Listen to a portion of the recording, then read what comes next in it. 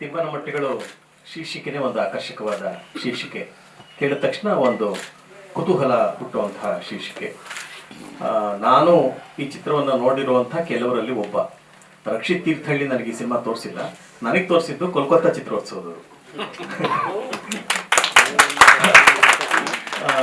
ಅಮೆರಿಕದಲ್ಲಿ ಹೆಚ್ಚಿಗೆ ಜನ ನೋಡಿದ್ದಾರೆ ಅಂತ ಕಾಣುತ್ತೆ, ಭಾರತದಲ್ಲಿ ನೋಡಿರೋ ಕೆಲವರಲ್ಲಿ ನಾನೊಬ್ಬ ಅಂತ ಹೇಳಕ್ ಹೊರಟೆ. ನಾನು ಕೋಲ್ಕತ್ತಾ ಚಿತ್ರೋತ್ಸವಕ್ಕೆ ಹೋಗಿದ್ದೆ. ಆಗ 2 ಕನ್ನಡ ಚಿತ್ರಗಳು ಅಲ್ಲಿ ಪ್ರದರ್ಶನ ಆಗ್ತಾ ಇದ್ವು. ಕಂದೀಲು ಅಂತ ಒಂದು ಚಿತ್ರ ಇತ್ತು, ತಿಮ್ಮನಮಟ್ಟಿಗಳು ಅಂತ ಇತ್ತು. ನಮ್ಮ ಭಾಷೆಯ ಚಿತ್ರ ಒಂದು ಬೇರೆ ರಾಜ್ಯದಲ್ಲಿ ಪ್ರದರ್ಶನ ಆಗ್ತಾ ಇದೆ ಅನ್ನೋದು ನನಗೆ ಕುತೂಹಲದ ಸಂಗತಿ ಆಗಿತ್ತು. ಹಾಗಾಗಿ ನಾನು ಆ ಚಿತ್ರೋತ್ಸವದಲ್ಲಿ ತಿಮ್ಮನಮಟ್ಟಿಗಳ ಚಿತ್ರವನ್ನು ನೋಡಿದೆ. ನೋಡಿದ ತಕ್ಷಣ ಯಾರೀ ರಕ್ಷಿತ್ ತೀರ್ಥಹಳ್ಳಿ ಅಂತ ನನಗೆ ಆಶ್ಚರ್ಯ ಆಯಿತು. ಅಷ್ಟಲ್ಲಾಗಲೇ ಅವರು 2 ಚಿತ್ರ ಮಾಡಿದ್ದಾರೆ ಅಂತ ಆಮೇಲೆ ಗೊತ್ತಾಯಿತು. ಆಮೇಲೆ ಬಂದಾಗ ನನ್ನ ಸ್ನೇಹಿತರಾದಂಥ ಕೆಂಪರಾಜು ಇದರ ಸಂಕಲನ ಮಾಡಿದವರು, ಅವ್ರ ಹತ್ರ ಕೇಳಿದೆ ನಾನು, ನೀವು ಸಂಕಲನ ಮಾಡಿದ್ರಲ್ಲ ಯಾರು ರಕ್ಷಿತ್ ಅಂತ. ಇಲ್ಲ, ಅವರೊಬ್ಬರು ಕಥೆಗಾರರು ಅಂತೆಲ್ಲ ವಿವರಗಳು ಹೇಳಿದ್ರು. ನನಗೆ ಅವ್ರನ್ನ ಭೇಟಿ ಮಾಡಬೇಕು ಅಂತ ಇತ್ತು. ಈಗ 1 ವಾರದ ಹಿಂದೆ ಅವ್ರನ್ನ ಮೊದಲ ಬಾರಿಗೆ ಭೇಟಿ ಮಾಡಿದೆ. ಹಾಗಾಗಿ ಅವ್ರ ಕೃತಿಯನ್ನು ಮೊದಲು ಭೇಟಿ ಮಾಡಿ ವ್ಯಕ್ತಿಯನ್ನು ನಂತರ ಭೇಟಿ ಮಾಡಿದ್ದೀನಿ. ಈ ಚಿತ್ರ ಸಾಮಾನ್ಯವಾಗಿ ಒಂದು ಚಿತ್ರೋತ್ಸವದಲ್ಲಿ ಆಯ್ಕೆ ಆಗುತ್ತೆ ಅಂದರೆ ಒಂದು ಸರಳವಾದ ಸಂಗತಿ ಅಲ್ಲ. ಇವತ್ತು ಜಗತ್ತಿನಾದ್ಯಂತ ಸಾವಿರಾರು ಚಿತ್ರೋತ್ಸವಗಳಿದ್ದಾವೆ. ಕೋಲ್ಕತ್ತಾ ಚಿತ್ರೋತ್ಸವ ಒಂದು ಘನತೆ ಇರುವಂತಹ ಒಂದು ಚಿತ್ರೋತ್ಸವ. ಆ ಚಿತ್ರೋತ್ಸವದಲ್ಲಿ ಚಿತ್ರ ಆಯ್ಕೆಯಾಗಿದೆ ಅಂದ್ರೆ ಅಲ್ಲಿ ಯಾವ ಶಿಫಾರಸ್ಸಾಗ್ಲಿ, ಯಾವ ಬಂಧುಗಳಾಗ್ಲಿ, ಯಾರ ಮಾತು ನಡೆಯೋಲ್ಲ. ಬೆಂಗಳೂರಿನಲ್ಲಿ ಒಂದು ಪಕ್ಷ ನಡೆದಿತ್ತು ಬೆಂಗಳೂರು ಚಿತ್ರೋತ್ಸವದಲ್ಲಿ. ಹಂಗೆ ನಡೆದಿದ್ರಿಂದಾನೇ ಬೆಂಗಳೂರು ಚಿತ್ರೋತ್ಸವದಲ್ಲಿ ಇವ್ರ ಚಿತ್ರ ಇರಲಿಲ್ಲ ಅಲ್ವಾ? 2 ಇರ್ಲಿಲ್ಲಂತೆ. 2 ಒಟ್ಟಿಗೆ ನೀವು 2 ಒಟ್ಟಿಗೆ ಅಪ್ಲೈ ಮಾಡಬಾರ್ದು. ಎನಿವೆ, ನನಗೆ ಅದೊಂದು ವಿಷಾದ ಆಯ್ತು. ನಾನು ಕೋಲ್ಕತ್ತಾ ಚಿತ್ರೋತ್ಸವದಲ್ಲಿ ಪ್ರದರ್ಶನಗೊಂಡಂತ ಈ ಚಿತ್ರ ಬೆಂಗಳೂರು ಚಿತ್ರೋತ್ಸವದಲ್ಲಿ ಯಾಕಿಲ್ಲ? ಆ ಪ್ರಶ್ನೆಗೆ ಉತ್ತರ ಹುಡುಕ್ತಾ ಹೋದ್ರೆ ಅದು ಬೇರೆದೇ ಚರ್ಚೆ ಆಗುತ್ತೆ. ಆ ಚರ್ಚೆಗೆ ನಾನು ಹೋಗೋದಿಲ್ಲ. ಈಗ ಅದನ್ನ ಬಿಡುಗಡೆ ಮಾಡುವಂಥ ಧೈರ್ಯ ಅಂತಾನೆ ಪದ ಬಳಸ್ತೀನಿ, ರಕ್ಷಿತ್ ತೀರ್ಥಹಳ್ಳಿ ಮಾಡಿದ್ದಾರೆ. ಯಾಕೆ ಧೈರ್ಯ ಅಂತಂದ್ರೆ, ಇತ್ತೀಚೆಗೆ ಸುಮಾರು 1 ತಿಂಗಳ ಹಿಂದೆ ಪತ್ರಿಕೆಗಳನ್ನು ಓದ್ತಾ ಇದ್ದಾಗ 4 ತಿಂಗಳು ಆಗಿದೆ 2025ರಲ್ಲಿ 120 ದಿನಗಳಲ್ಲಿ 128 ಕನ್ನಡ ಚಿತ್ರಗಳು ಬಿಡುಗಡೆ ಆಗಿದೆ ಅಂತ ವರದಿತ್ತು. ಈಗಾಗಲೇ ಒಂದು 20 ದಿವಸ ಹೆಚ್ಚಾಗಿದೆ, 20-30 ದಿವಸ ಹೆಚ್ಚಾಗಿದೆ. 160 ದಿವಸ ಆಗಿರ್ಬೇಕು. ಜನವರಿ 12ನೇ ತಾರೀಕಲ್ಲಿ ನಾವು ಇದ್ದೀವಿ. 162 ದಿವಸದಲ್ಲಿ ಎಷ್ಟು ಕನ್ನಡ ಚಿತ್ರಗಳು ಬಿಡುಗಡೆ ಆಗಿರ್ಬೋದು? ನನ್ನ ಪ್ರಕಾರ 162ಕ್ಕಿಂತ ಹೆಚ್ಚು ಕನ್ನಡ ಚಿತ್ರಗಳು ಪ್ರಾಯಶಃ ಬಿಡುಗಡೆ ಆಗಿರ್ಬೇಕು. ಆ ಸಂಖ್ಯೆಯನ್ನ ಪತ್ರಕರ್ತ ಮಿತ್ರರಾದ ನಿಮಗೆ ಗೊತ್ತಿರುತ್ತೆ. ಅಂದ್ರೆ ಒಂದು ದಿನಕ್ಕೆ ಒಂದು ಚಿತ್ರ ಬಿಡುಗಡೆ ಆಗಿದೆ. ಸಾಮಾನ್ಯವಾಗಿ ಯಾವುದೇ ಮನರಂಜನೆಯನ್ನ ಅಪೇಕ್ಷಿಸಿ ಹೋಗುವಂತ ಚಿತ್ರ ಪ್ರೇಕ್ಷಕ ವಾರಕ್ಕೊಂದು ಸಿನಿಮಾ ನೋಡೋದಕ್ಕೆ ಅವನು ತಯಾರಿರ್ತಾನೆ. ಅಷ್ಟು ಹಣ ಅವನ ಪಾಕೆಟ್ ಅಲ್ಲಿ ಇರುತ್ತೆ. ಅವನ ಇಡೀ ಒಂದು ವಾರದಲ್ಲಿ ಒಂದು ಮನರಂಜನೆ ಬೇಕು, ಅಥವಾ ಒಂದು ಒಳ್ಳೆ ಚಿತ್ರ ನೋಡಬೇಕು, ಒಂದು ಪುಸ್ತಕ ಓದಬೇಕು ಅನ್ನೋ ಥರದ್ದು ಮನೋಭಾವ ಇರುತ್ತೆ. ವಾರದ 7 ದಿನ ಚಿತ್ರಗಳು ಬಿಡುಗಡೆ ಆದ್ರೆ ಯಾವ ಪ್ರೇಕ್ಷಕ ಹೋಗಿ ನೋಡೋಕ್ ಸಾಧ್ಯ? ಈ ಅತಿವೃಷ್ಟಿ ಯಾಕೆ ಆಗ್ತಾ ಇದೆ? ಈ ಬಗ್ಗೆ ನಾವೆಲ್ಲ ಯೋಚನೆ ಮಾಡಬೇಕಾಗಿದೆ. ತಕ್ಷಣ ನಮಗೆ ನೆನಪು ಬರುವಂಥದ್ದು ಕನ್ನಡ ಪ್ರೇಕ್ಷಕ ಸರಿ ಇಲ್ಲ, ಅವನ ಚಿತ್ರಮಂದಿರಕ್ಕೆ ಬರ್ತಾ ಇಲ್ಲ ಅಂತ ದೂರ್ತೀವಿ. ಈ ಮಾತಿನಲ್ಲಿ ಎಷ್ಟು ಸತ್ಯ ಇದೆ ಅಂತ ನಾವು ನಮ್ಮನ್ನ ಆತ್ಮವಿಮರ್ಶೆ ಮಾಡ್ಕೋಬೇಕಾಗಿದೆ. ಯಾವ ಪ್ರೇಕ್ಷಕನು ದಿನದ ಸೋಮವಾರದಿಂದ ನೀನು ಭಾನುವಾರದವರೆಗೂ ಪ್ರತಿದಿನ ಒಂದು ಸಿನಿಮಾ ನೋಡಪ್ಪ ಅಂತ ಅನ್ನಕ್ ಸಾಧ್ಯ? ಇವತ್ತು ಒಂದು ಅಧ್ಯಯನದ ಪ್ರಕಾರ, ನಾನು ನೆಗೆಟಿವ್ ಆಗಿ ಮಾತಾಡ್ತಾ ಇದ್ದೀನಿ ಅಂತ ಅನ್ಕೋಬೇಡಿ, ಇವತ್ತಿನ ಚಿತ್ರರಂಗದ ಸ್ಥಿತಿಯನ್ನು ಕೂಡ ಈ ಸಂದರ್ಭದಲ್ಲಿ ಹೇಳಬೇಕು ಅಂತ ಹೇಳ್ತಾ ಇದ್ದೀನಿ. ಒಂದು ಅಧ್ಯಯನ ಹೇಳುತ್ತೆ, ಬೆಂಗಳೂರಿನಲ್ಲಿ ಒಂದು ಚಲನಚಿತ್ರವನ್ನ ಒಬ್ಬ ಪ್ರೇಕ್ಷಕ ಹೋಗಿ ನೋಡ್ಬೇಕು ಅಂದ್ರೆ, ಮಲ್ಲೇಶ್ವರದ ಕೋರಮಂಗಲಕ್ಕಾದ್ರೂ ಹೋಗ್ಲಿ, ಕೋರಮಂಗಲದ ಮಲ್ಲೇಶ್ವರಮ್ಗಾಗ್ಲಿ, ಕನಿಷ್ಠ 7.5 ಗಂಟೆಗಳು ಬೇಕು. ಕನಿಷ್ಠ ಒಂದು ದಿನದಲ್ಲಿ ಒಂದು ಚಿತ್ರ ನೋಡೋಕೆ. ಚಿತ್ರದ ಅವಧಿ ಎಷ್ಟಿರುತ್ತೆ? ಸಾಮಾನ್ಯವಾಗಿ 2ರಿಂದ 2.5 ಗಂಟೆ ಇರುತ್ತೆ. 2ರಿಂದ 2.5 ಗಂಟೆ ಚಿತ್ರವನ್ನು ನೋಡ್ಲಿಕ್ಕೆ ಒಬ್ಬ ಪ್ರೇಕ್ಷಕ ಬೆಂಗಳೂರಿನಲ್ಲಿ ಪ್ರಯಾಣ ಮಾಡಿ ಟಿಕೆಟ್ ಬುಕ್ ಮಾಡಿದ್ರು ಕೂಡ ಚಿತ್ರ ನೋಡಿ ಮನೆಗೆ ಹಿಂತಿರುಗಿ ಬರೋದಕ್ಕೆ 7.5 ಗಂಟೆಯಿಂದ 8 ಗಂಟೆ ಬೇಕು ಅಂತ ಒಂದು ಅಧ್ಯಯನ ಹೇಳುತ್ತೆ. ಅಷ್ಟು ಸಮಯ ನಮ್ಮ ಸಾಮಾನ್ಯರಲ್ಲಿ ಇದೆಯೇ ಅನ್ನೋ ಪ್ರಶ್ನೆಯನ್ನ ನಾವು ಮಾಡ್ಕೋಬೇಕು. ಹಾಗಾದ್ರೆ ಚಿತ್ರವನ್ನ ಎಲ್ಲಿ ಬಿಡುಗಡೆ ಮಾಡಬೇಕು? ಕನ್ನಡ ಚಿತ್ರರಂಗಕ್ಕೆ 92 ವರ್ಷ ಆಗಿದೆ. ಸತಿ ಸುಲೋಚನ 1934ರಲ್ಲಿ ಬಂದದ್ರಿಂದ ಇವತ್ತಿನವರೆಗೂ ಲೆಕ್ಕ ಹಾಕೊಂಡ್ರೆ 91 ಕಳೆದು 92ನೇ ವರ್ಷದಲ್ಲಿ ನಾವಿದ್ದೀವಿ. ವರ್ಷಕ್ಕೊಂದು ಚಿತ್ರ ತಯಾರಾಗ್ತಾ ಇದ್ದ ದಿನಗಳಲ್ಲಿ ಇವತ್ತು ನಾವು 350ರಿಂದ 400 ಚಿತ್ರಗಳು ಪ್ರತಿ ವರ್ಷ ತಯಾರಾಗ್ತಾ ಇದೆ. ನಿಮ್ಗೆ ಗೊತ್ತಿರಲಿ, ಭಾರತದಲ್ಲಿ ಹಿಂದಿಯ ನಂತರ 2ನೇ ಸ್ಥಾನದಲ್ಲಿ ಇರೋದು ಕನ್ನಡ ಭಾಷೆ. ಇದಕ್ಕೆ ಚಪ್ಪಾಳೆ ತಟ್ಟಬೇಕೋ, ಸಂತೋಷ ಪಡಬೇಕೋ, ವಿಷಾದ ಪಡಬೇಕೋ ಗೊತ್ತಿಲ್ಲ. ಸತ್ಯಜಿತ್ ರೇ ಬೆಂಗಾಲದ ಅತಿ ಶ್ರೇಷ್ಠ ಪ್ರಖ್ಯಾತ ನಿರ್ದೇಶಕರು ಒಂದು ಮಾತನ್ನು ಹೇಳ್ತಾರೆ. ಬೆಂಗಳೂರಿಗೆ ಬಂದಾಗಲೇ ಆ ಮಾತನ್ನು ಹೇಳಿದ್ದು. 1981ನೇ ಇಸ್ವಿಲಿ ಅವರು ಬೆಂಗಳೂರಿಗೆ ಸುಚಿತ್ರ ಫಿಲ್ಮ್ ಸೊಸೈಟಿಯನ್ನ ಉದ್ಘಾಟನೆ ಮಾಡಕ್ ಬಂದ ಒಂದು ಮಾತು ಹೇಳಿದ್ರು, ಎಲ್ಲಿ ಒಳ್ಳೆಯ ಪ್ರೇಕ್ಷಕರು ಇರ್ತಾರೋ ಅಲ್ಲಿ ಒಳ್ಳೆಯ ಚಿತ್ರಗಳು ಆಗ್ತವೆ. ದುರದೃಷ್ಟವಶಾತ್ ನಾವು ಚಿತ್ರಗಳ ಸಂಖ್ಯೆಯನ್ನು ಹೆಚ್ಚಿಗೆ ಮಾಡ್ಕೊಂಡಿದ್ವಿ, ಪ್ರೇಕ್ಷಕರ ಸಂಖ್ಯೆಯನ್ನು ಬೆಳೆಸೋದ್ರಲ್ಲಿ ನಾವು ಹಿಂದೆ ಬಿದ್ದೀವಿ. ಹಾಗಾಗಿ ಇವತ್ತು ಚಿತ್ರಮಂದಿರಗಳಿಗೆ ಕನ್ನಡ ಸಿನಿಮಾ ನೋಡೋದು ಅಂತಂದ್ರೆ ಒಂದಿಷ್ಟು ಜಿಗುಪ್ಸೆ ಬರೋ ಹಾಗೆ ಪ್ರೇಕ್ಷಕರು ಮಾತಾಡೋದನ್ನ ಕೇಳಿದ್ದೀನಿ. ಎಲ್ಲರ ಬಾಯಲ್ಲಿ ಮಲಯಾಳಂ ಬರುತ್ತೆ.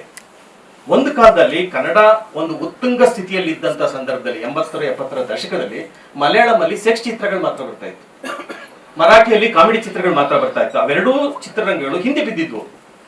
ನಮ್ಮಲ್ಲಿ ನಿಮ್ಗೆಲ್ರಿಗೂ ಗೊತ್ತಿರೋ ಮಣಿರತ್ನ ಬಂದು ಚಿತ್ರ ನೋಡ್ಕೊಂಡು ಅವ್ರ ಮೊದಲನೇ ಚಿತ್ರ ಪಲ್ಲವಿ ಅನುಪಲ್ಲವಿ ಮಾಡಿದ್ದು ಕನ್ನಡದಲ್ಲಿ, ಕಮಲಾಸನ್ ಮಾಡಿದ್ದು ಕನ್ನಡದಲ್ಲಿ. ಕಮಲಾಸನ್ ಹೆಸರತ್ತಕ್ಕೆ ನಂಗೆ ಭಯ ಆಗುತ್ತೆ. ಆದ್ರೆ ಅವರೆಲ್ಲರೂ ಕನ್ನಡವನ್ನ ಮಾಡ್ತಿದ್ದಾರೆ. ಕನ್ನಡದಿಂದನೇ ತಮ್ಮ ಆರಂಭವನ್ನ ಮಾಡಿದಂತ ಸಾಕಷ್ಟು ಜನ, ಭಾನು ಮಹೇಂದ್ರ ಆಗಿರ್ಲಿ, ತುಂಬಾ ಜನ ಇವತ್ತು ಕನ್ನಡವನ್ನು ಮಾಡ್ತಿದ್ದಾರೆ. ಹಾಗೆ ಒಂದು ಗೋಲ್ಡನ್ ಪೀರಿಯಡ್ ಅಂತ ನಾವೇನನ್ನ ಕರಿತೀವಿ ಕನ್ನಡ ಚಿತ್ರರಂಗ, ಇವತ್ತು ಯಾಕೆ ಈ ಸ್ಥಿತಿಗೆ ಬಂದಿದೆ ಅನ್ನೋದಕ್ಕೆಲ್ಲ ನಾವೆಲ್ಲರೂ ಆತ್ಮವಿಮರ್ಶೆಯನ್ನ ಮಾಡ್ಕೋಬೇಕಾದ ದಿನಗಳಲ್ಲಿ. ಈ ಆತ್ಮವಿಮರ್ಶೆ ಮಾಡ್ಕೋಬೇಕಾದಂತ ಸನ್ನಿವೇಶದಲ್ಲಿ ರಕ್ಷಿತ್ ತೀರ್ಥಹಳ್ಳಿ ಅಂತ ಯುವಕರು ಚಿತ್ರಗಳನ್ನ ಮಾಡ್ತಾ ಇರೋದು ಕೂಡ ಒಂದು ಒಳ್ಳೆಯ ಇದು ಪ್ರಯತ್ನ ಅಂತ ಹೇಳಿ. ಎಲ್ಲರೂ ಹೇಳ್ತಾರೆ ಕಲಾತ್ಮಕ ಚಿತ್ರಗಳು ಮತ್ತೆ ವ್ಯಾಪಾರಿ ಚಿತ್ರಗಳು, ಮೈನ್ ಸ್ಟ್ರೀಮ್ ಸಿನಿಮಾ ಮತ್ತೆ ಪ್ಯಾರಲಲ್ ಸಿನಿಮಾ ಅಂತ ಕರೆಯೋದಕ್ಕೆ ನಾನು ಇಷ್ಟಪಡ್ತೀನಿ. ಮುಖ್ಯವಾಹಿನಿ ಮತ್ತೆ ಪ್ರಯೋಗಾತ್ಮಕ ಚಿತ್ರಗಳು, ಇವ್ರದ್ದು ಒಂದು ರೀತಿ ಪ್ರಯೋಗಾತ್ಮಕ ಚಿತ್ರಗಳು. ಎಲ್ಲರೂ ಹೇಳ್ತಾರೆ ಯಾವ ಚಿತ್ರ ಸರಿ ಅಂತ. ನಾನು ಹೇಳೋದು ಈ ವರ್ಗೀಕರಣವೇ ಸರಿಯಲ್ಲ. ಕಲಾತ್ಮಕ ಅಂತನೋ ಪ್ರಯೋಗಾತ್ಮಕ ಅಂತನೋ ಮುಖ್ಯವಾಹಿನಿನ ವರ್ಗೀಕರಣವೇ ಸರಿ ಇಲ್ಲ. ಇರೋದು ಎರಡೇ ಚಿತ್ರ, ಒಳ್ಳೆ ಚಿತ್ರ, ಕೆಟ್ಟ ಚಿತ್ರ. ಯಾವುದು ಜನಕ್ಕೆ ಇಷ್ಟವಾಗುತ್ತೋ, ಯಾರು ಅವನನ್ನ ಪ್ರಶ್ನೆಗೆ ಹಚ್ಚುತ್ತೋ ಆ ಚಿತ್ರ ಒಳ್ಳೆ ಚಿತ್ರ. ಯಾಕೆ ತಿಮ್ಮನ ಮಟ್ಟಗಳು ಒಂದು ಒಳ್ಳೆ ಚಿತ್ರ ಅವನ ವರ್ಗೀಕರಣದಲ್ಲಿ ಬರುತ್ತೆ ಅಂತ ಹೇಳ್ತೀನಿ ಅಂದ್ರೆ, ಇದು ಒಂದು ರೀತಿಯ ಶೋಧನೆ, ಒಂದು ಹುಡುಕಾಟ ಈ ಚಿತ್ರದಲ್ಲಿದೆ. ಈಗಾಗಲೇ ನೀವು ಸುಮಾರು 1.5-2 ನಿಮಿಷದ ಟ್ರೈಲರ್ನ ನೋಡಿದಾಗ ಖಂಡಿತ, ನಾನೇನು ಉತ್ಪ್ರೇಕ್ಷೆ ಮಾತಲ್ಲ, ನೀವೆಲ್ರಿಗೂ ಸಿನಿಮಾ ನೋಡ್ಬೇಕು ಅಂತ ಅನ್ಸುತ್ತೆ. ಏನೋ ಇದೆ ಇದರಲ್ಲಿ ಹುಡುಕಾಟ. ಬರೀ ಶೀರ್ಷಿಕೆ ಕೇಳಿದಾಗ ತಿಮ್ಮನ ಮೊಟ್ಟೆಗಳು ಅಂದಾಗ ತಿಮ್ಮ ಯಾರಪ್ಪ ಮೊಟ್ಟೆ ಯಾರಪ್ಪ ಅನ್ನೋ ಒಂದು ಕುತೂಹಲ ಹುಟ್ಟೋದು ಒಂದು ಹುಡುಕಾಟ. ಆದ್ರೆ ಈಗಾಗಲೇ ಇದೆಲ್ಲ ಸ್ವಲ್ಪ ಬಿಟ್ಕೊಟ್ಬಿಟ್ಟಿದ್ದಾರೆ. ಟ್ರೈಲರ್ನಲ್ಲಿ ಅಷ್ಟು ಬಿಟ್ಕೊಡ್ಬಾರ್ದಾಗಿತ್ತು ಅಂತ. ಇದಾದ್ರೂ ಬರುತ್ತೆ ಅಂತ ನಂಬ್ಕೊಂಡಿದ್ರು ಸಂತೋಷ. ಎನಿವೆ, ಸಣ್ಣ ಒಂದು ಗುಟ್ಟನ್ನ ಬಿಟ್ಕೊಟ್ಟಿದ್ದಾರೆ. ಸಿನಿಮಾ ಯಾವಾಗ್ಲೂ ಗುಟ್ಟು. ಹೇಗೆ ಆಯುರ್ವೇದ ಒಂದು ಗುಟ್ಟಾಗಿ ಉಳಿದಿರೋದ್ರಿಂದ ಉಳಿಯುತ್ತೋ, ವೈದ್ಯಕೀಯ ಗುಟ್ಟು, ಸಿನಿಮಾ ಕೂಡ ಒಂದು ಗುಟ್ಟು. ಯಾವತ್ತು ಸಿನಿಮಾ ಬೀದಿಗೆ ಬಂತಲ್ಲ ಚಿತ್ರೀಕರಣಕ್ಕೆ, ಅವತ್ತು ಗುಟ್ಟು ರಟ್ಟಾಗಿ ಪ್ರೇಕ್ಷಕ ಇದರಲ್ಲಿ ಆಸಕ್ತಿಯನ್ನ ಕಳ್ಕೊಂಡ. ಜೊತೆಗೆ ನಾವಿವತ್ತು ಪ್ರೇಕ್ಷಕ ಚಿತ್ರಮಂದಿರಕ್ಕೆ ಸ್ವಲ್ಪ ನಾನು ಹೆಚ್ಚು ಮಾತಾಡ್ತಾ ಇದ್ರೆ ಕ್ಷಮಿಸಿ. ಪ್ರೇಕ್ಷಕ ಚಿತ್ರಮಂದಿರಕ್ಕೆ ಸಿನಿಮಾ ನೋಡ್ಬೇಕು ಅಂತ ನಾವು ಯಾಕೆ ಅಪೇಕ್ಷೆ ಮಾಡಬೇಕು ಅನ್ನೋದು ನನ್ನ ಮೊದಲ ಪ್ರಶ್ನೆ. ನಾವೆಲ್ಲರೂ ಮಾಡ್ತಾ ಇರೋದು, ಚಿತ್ರೋದ್ಯಮಗಳು ನಾವೆಲ್ಲರೂ ಮಾಡ್ತಾ ಇರೋದು, ಪ್ರೇಕ್ಷಕ ಚಿತ್ರಮಂದಿರಕ್ಕೆ ಬಂದು ಸಿನಿಮಾ ನೋಡ್ಬೇಕು. ನಾನು ಆಗ್ಲೇ ಹೇಳಿದೆ ಒಂದು ಸಿನಿಮಾ ನೋಡೋದಕ್ಕೆ ಎಷ್ಟು ಗಂಟೆ ಆಗುತ್ತೆ ಅಂತ. ಇದು ಸಾಂಪ್ರದಾಯಿಕ ಮಾದರಿ, ಯಾರಿಗೂ ಸಮಯ ಇಲ್ಲ. ಇರೋದು ಆರಂಭದಲ್ಲಿ ಕರ್ನಾಟಕದಲ್ಲಿ 1500 ಚಿತ್ರಮಂದಿರಗಳಿತ್ತು ಅಂತೆ, ಆಮೇಲೆ 700 ಇಳಿತದು ಒಂದು 10-15 ವರ್ಷದಿಂದ. ಇವತ್ತೊಂದು 300-350 ಇದೆ ಅಂತ ಒಂದು ದಾಖಲೆ. ಆ 300-350 ಎಷ್ಟು ಆಕ್ಟಿವ್ ಆಗಿದೆ, ಎಷ್ಟು ಶೋಗಳು ಕ್ಯಾನ್ಸಲ್ ಆಗುತ್ತೆ ಅನ್ನೋದು ನಿಮ್ಗೆ ಎಲ್ರಿಗೂ ಗೊತ್ತಿದೆ. ಅದ್ರ ಬಗ್ಗೆ ನಾನು ಮಾತಾಡಕ್ ಹೋಗಲ್ಲ. ಅಂದ್ರೆ ಚಿತ್ರಮಂದಿರ ಸಂಖ್ಯೆ ಒಂದ್ ಕಡೆ ಕುಸಿತಾ ಇರುವಾಗ ಎಲ್ಲಿ ಸಮಸ್ಯೆ ಇದೆ ಅಂದ್ರೆ, ನಾವು ಎಲ್ಲರ ಜೇಬಿಗೆ ಒಂದು ಚಿತ್ರಮಂದಿರ ಕೊಟ್ಟಿದ್ದೀವಿ. ಯಾವಾಗ ಸ್ಮಾರ್ಟ್ ಫೋನ್ ಯುಗ ಬಂತೋ ಎಲ್ಲರೂ ಸಿನಿಮಾವನ್ನ ನೋಡ್ತಾರೆ. ರಂಜನೆ ಇದ್ರೇನು? ಮನರಂಜನೆಗೋಸ್ಕರ ಸಿನಿಮಾ ನೋಡ್ಬೇಕು, ಮನೋವಿಕಾಸಕ್ಕೋಸ್ಕರ ಸಿನಿಮಾ ನೋಡ್ಬೇಕು, ಅದು ವೈಯಕ್ತಿಕವಾದ ವಿಚಾರ, ಪ್ರೇಕ್ಷಕನು ಬಿಟ್ಟಿದ್ದು. ಆದ್ರೆ ಅವನ ಜೇಬ್ನಲ್ಲಿ ರಂಜನೆನೂ ಇದೆ, ವಿಕಾಸನೂ ಇದೆ, ಎಲ್ಲವೂ ಇದೆ. ಎಷ್ಟೋ ಸರಿ ನಾನು ಕೂಡ ಸ್ಟ್ರೆಸ್ ಆದಾಗ ಮೊಬೈಲ್ ತೆಗೆದು ನೋಡಿದ್ರೆ ಯಾವುದೋ 1.5 ನಿಮಿಷದ ಏನಂತಾರೆ ಈ ರೀಲ್ಗಳು ಖುಷಿ ಕೊಡ್ತವೆ. ಅದು ಚೀಪ್ ಆಗಿರ್ಬೋದು, ಒಂದು ಸಣ್ಣ ಮುಗುಳ್ನಾಗೆ ನಮ್ಮ ಮುಗದ ಮೇಲೆ ಬರುತ್ತೆ, ನಮ್ಗೊಂದು ಉಲ್ಲಾಸ ಉಂಟಾಗುತ್ತೆ. ಹಾಗಾಗಿ ಚಿತ್ರಮಂದಿರವನ್ನ ಒಂದು ಜೇಬಿ ಕೊಟ್ಬಿಟ್ಟು ಸಿನಿಮಾ ಬಾ ಅಂದ್ರೆ ಯಾರು ಬರ್ತಾರೆ? ಅದು ಉಚಿತವಾಗಿ. ಆ ರೀಲ್ಗಳನ್ನ ಇವತ್ತು ಪ್ರತಿ ಕುಟುಂಬದಲ್ಲಿ ಒಬ್ಬ ಸದಸ್ಯ ರೀಲ್ ಮಾಡ್ತಾನೆ. ಇವತ್ತು ಮನೆಯಲ್ಲಿರೋ ಗೃಹಿಣಿಯರು, ಮುಂಚೆ ಎಲ್ಲ ಅಂಕಲ್ ಆಫೀಸ್ಗೆ, ಆಂಟಿ ಟಾಕೀಸ್ಗೆ ಅಂತ ಇತ್ತು. ಅಂಕಲ್ ಆಫೀಸ್ಗೆ ಆದ್ರೆ ಆಂಟಿ ಇವಾಗ ರೀಲ್ಸ್ಗೆ.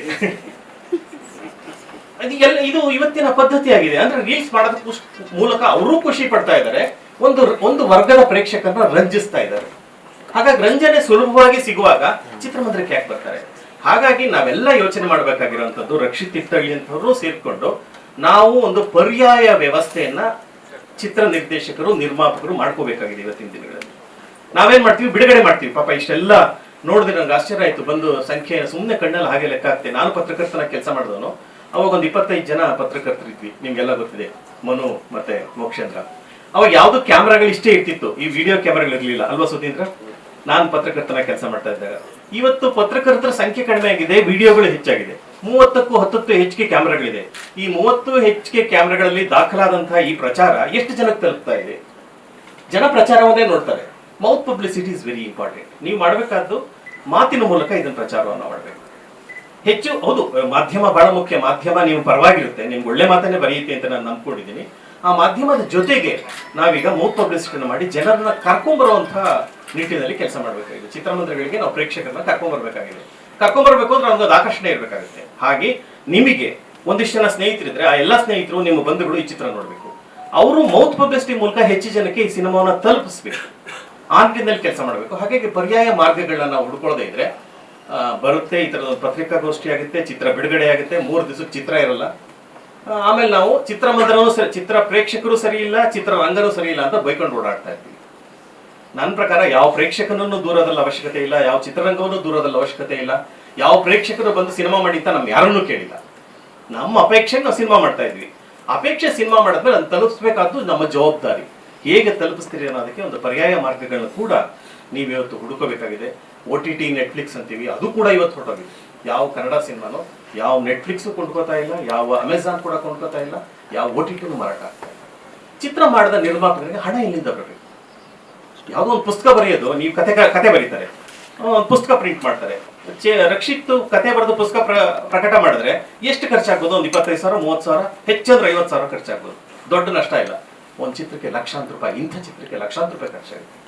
ಹಾಕಿದಣ ಹಿಂತಿರುಗಿ ಬರ್ದೇ ಇದ್ರೆ ಸಿನಿಮಾ ಕೂಡ ವ್ಯಾಪಾರವೇ, ವ್ಯಾಪಾರೋದ್ಯಮ ಇದು. ಹಾಕಿದಣ ಹಿಂತಿರುಗಿ ಬರ್ದೇ ಇದ್ರೆ ಮತ್ತೆ ಈ ನಿರ್ಮಾಪಕ ಹಿಂತಿರುಗಿ ಬರಲ್ಲ. ಅವನು ಇಡೀ ಜೀವನ ಪರ್ಯಂತ ಚಿತ್ರರಂಗವನ್ನ ದೂಷಿಸ್ತಾ ಇರ್ತಾನೆ. ಈ ಒಂದು ಬಿಕ್ಕಟ್ಟಿನ ಸನ್ನಿವೇಶದಲ್ಲಿ ನಾವೆಲ್ಲ ಇದೀವಿ ಅಂತ ಅನ್ಸುತ್ತೆ. ನನಗೂ ಸಿನಿಮಾ ಮಾಡೋದಕ್ಕೆ ಭಯ ಆಗುತ್ತೆ. ಆ ನಿಟ್ಟಿನಲ್ಲಿ ರಕ್ಷಿತ್ ಈಗಾಗಲೇ 4-5 ಚಿತ್ರ ಮಾಡಿದ್ದಾರೆ. 2 ಚಿತ್ರಗಳು 3 ಚಿತ್ರಗಳು ಬಿಡುಗಡೆ ಸಿದ್ಧ ಇದೆ ಅನ್ನೋದು ಅವರ ಸಾಹಸ ಪ್ರವೃತ್ತಿಯನ್ನ ತೋರಿಸುತ್ತೆ. ನೀವು ಬೇರೆ ವಿದೇಶಗಳಲ್ಲಿ ಪ್ರದರ್ಶನ ಮಾಡಿದ್ರಿ, ಬೇರೆ ಬೇರೆ ಕಡೆ ಕನ್ನಡಿಗರನ್ನ ಒಗ್ಗೂಡಿಸಿ ಈ ಚಿತ್ರವನ್ನ ತಲುಪಿಸಿ, ನಿಮ್ಮ ಚಿತ್ರ ಹೆಚ್ಚು ಜನಕ್ಕೆ ತಲುಪಲಿ.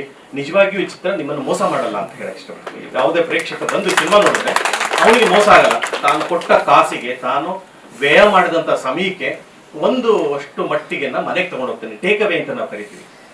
What is the take away? ಒಂದು ಸಿನಿಮಾಗೆ ಬಂದ್ಮೇಲೆ, ಒಂದು ಪುಸ್ತಕ ಹೋದ್ಮೇಲೆ ಒಂದು ಟೇಕ್ ಅವೇ ಇರಬೇಕಾಗುತ್ತೆ. ಆ ಟೇಕ್ ಅವೇ ಈ ತಿಮ್ಮನ ಮೊಟ್ಟೆಗಳಲ್ಲಿ ಇದೆ ಅನ್ನೋದು ನನ್ನ ನಂಬಿಕೆ. ನನಗೆ ನೋಡಿ ಇಷ್ಟ ಆಗಿದೆ, ಹಾಗಾಗಿ ನಿಮಗೂ ಇಷ್ಟ ಆಗುತ್ತೆ. ದಯವಿಟ್ಟು ಚಿತ್ರಮಂದಿರಕ್ಕೆ ಹೋಗಿ ನೋಡಿ. ಆಗದೇ ಇದ್ರೆ ಅವರೊಂದು ಪರ್ಯಾಯ ವ್ಯವಸ್ಥೆಯನ್ನ ಮಾಡ್ತಾರೆ. ಅದು OTT ಇರ್ಬೋದು, ಮತ್ತೊಂದಿರ್ಬೋದು. ಅಲ್ಲಾದ್ರೂ ಈ ಚಿತ್ರವನ್ನು ನೋಡಿ.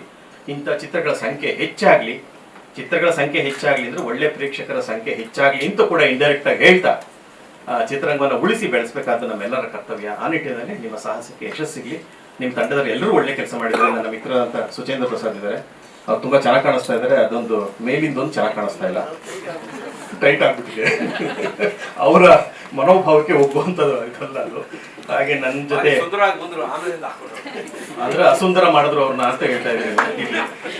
ಪ್ರಗತಿ ಪ್ರಭು ನನ್ನ ಮುಖರ್ಜಿ ಕನಸುಗಳು ಕೂಡ ಅಭಿನಯಿಸಿದ್ರು. ಅವರು ಒಳ್ಳೆಯ ಪಾತ್ರವನ್ನು ನಿಭಾಯಿಸಿದ್ದಾರೆ. ಎಲ್ಲ ಚಿತ್ರತಂಡಕ್ಕೆ, ಕಲಾವಿದರಿಗೆ ಟ್ರಾನ್ಸ್ಫಾರ್ಮೇಶನ್ ಇಷ್ಟು ಚೆನ್ನಾಗಿ ಮಾಡಿದ್ದಾರೆ ಇವ್ರನ್ನ ಅಲ್ವಾ ನೀವು? ಅದು ಬಹಳ ಅದ್ಭುತವಾದ ಕೆಲಸ. ಭಾಷೆ, ಒಂದು ತೀರ್ಥಹಳ್ಳಿಯ ಒಂದು ಸ್ಲ್ಯಾಂಗ್ ಅನ್ನ ಇಡೀ ಚಿತ್ರದಲ್ಲಿ ಬಳಸಿದ್ದಾರೆ. ಸಂಗೀತ ಚೆನ್ನಾಗಿದೆ, ಚಿತ್ರೀಕರಣ ಚೆನ್ನಾಗಿದೆ, ಕಥಾ ನಿರ್ವಹಣೆ ಕೂಡ ಚೆನ್ನಾಗಿದೆ. ಎಲ್ಲರೂ ಚಿತ್ರವನ್ನು ನೋಡಿ ಹಾರೈಸಿ ಇಂತಹ ತಂಡವನ್ನು ಪ್ರೋತ್ಸಾಹಿಸಿ ಅಂತ ಹೇಳ್ತಾ ನನ್ನ ಮಾತುಗಳನ್ನು ಮುಗಿಸ್ತೀನಿ. ನಮಸ್ಕಾರ.